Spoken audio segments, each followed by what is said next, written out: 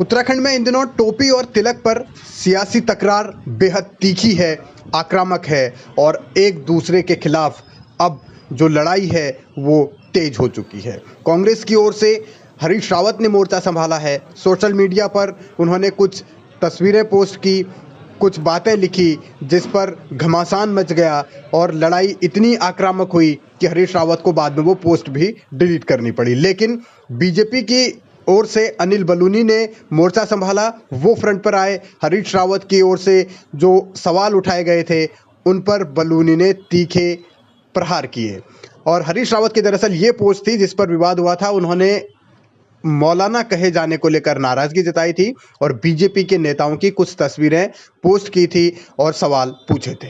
हमने भाजपा को एक चेतावनी देनी थी कि तुम ये टोपी का खेल बंद करो, झूठ का खेल बंद करो, और क्योंकि ये दुधारी तलवार है। यदि तुम हमारे खिलाफ इस्तेमाल करोगे तो तुम्हारी छवि भी, यदि यही छवि है, नहीं तो मैं समझता हूँ उनके नेताओं ने, अटल जी से लेकर के आडवाणी जी तक, सब ने, ये उनकी महानता का प्रतीक था कि उन्होंने दूसरे के दिए हुई टोपी का आदर किया, सम्मान किया, उसको अपने सर पर धारण किया।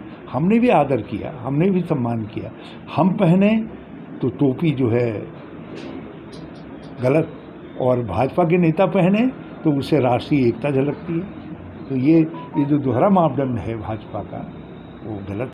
हरीश रावत ने सवाल उठाए तो अनिल बलूनी ने जवाब दिया और सीधे सीधे इसे तुष्टीकरण की राजनीति या हिंदू मुस्लिम कार्ड करार देकर हरीश रावत को कटघरे में खड़ा करने की कोशिश की और समूची कांग्रेस पर तमाम आरोप लगा दिए और कई उदाहरण देकर भी ये बतलाने की कोशिश की कि कांग्रेस का इतिहास क्या रहा है। जबकि हरीश रावत ने फिर अनिल बलूनी की इन बातों का जवाब दिया और वो यहाँ ये कहने से नहीं चूके कि अनिल बलूनी ने धर्म युद्ध में जिस विकास का जिक्र किया है उस पर वो बहस के लिए तैयार है, यानी विकास के मुद्दे पर बहस करने के लिए वो तैयार है, क्योंकि उनके पास बताने के लिए कुछ नहीं है। और एक अच्छी बात उनके सांसद ने कही है, अनिल बलूनी जी ने, उन्हें कहा कि वो मुझसे विकास पर बहस की उम्मीद कर रहे थे, तो मैंने आज पोस्ट डाल करके उनको आमंत्रित किया है कि आओ विकास खेलें, रोजगार खेलें, महंगाई की बात करें, दूसरी चीज़ों की बात करें, जो जनता के हितों से जुड़े सवाल हैं उन पर बात करें। देखते हैं कितना खेलने के लिए आगे आते हैं। विकास पर बात कब होगी ये मालूम नहीं, लेकिन अनिल बलूनी ने हरीश रावत के इस वार पर पलटवार किया और हरदा को हरिद्वारी लाल बताकर एक नई बहस छेड़ दी और ये भी जिक्र किया कि 2017 में कैसे हरीश रावत ने 2-2 सीटों से चुनाव लड़ा था तो वो भी तुष्टीकरण का ही हिस्सा था। यानी बलूनी उस मुद्दे को छोड़ना नहीं चाहते जो हरीश रावत ने उछाला है और यहीं से राजनीति एक नई दिशा की ओर बढ़ रही है और सवाल उठ रहे हैं और ये सियासी तकरार आगे जारी रहेगी, ये भी तय है। और इस पूरी लड़ाई में अब हरीश रावत ये कह रहे हैं कि टोपी और तिलक की जो बातें हो रही हैं, धार्मिक प्रदूषण आखिर फैला कौन रहा है, 2017 के चुनाव में क्या हुआ था, क्या नहीं हुआ था। और फिर हरीश रावत ने एक और पोस्ट देर रात की, उसमें भी उन्होंने यही लिखा कि अनिल बलूनी ने जो विकास की बातें कही हैं उन पर चर्चा के लिए तैयार हैं और अपनी सरकार की योजनाओं का जिक्र भी उन्होंने किया और बीजेपी शासन पर या बीजेपी की सरकार पर आरोप लगाए कि तमाम जो योजनाएं थी कांग्रेस शासन की उन्हें बंद किया गया। अनिल बलूनी उसका जवाब दें। उनके पास बहुत क्षमतावान नेता है, बहुत चमकीले नेता है। वो तो गड़बड़ वहीं पे है जहाँ पर उनकी सोच जो है संकीर्ण है, मानसिकता संकीर्ण है। ये सांप्रदायिकता ढूंढने की कोशिश करते हैं क्योंकि उनके पास कोई दूसरा एजेंडा नहीं है, वहीं गड़बड़ है। लेकिन बाकी तो इंसान के रूप में I love Anil Baluni ji.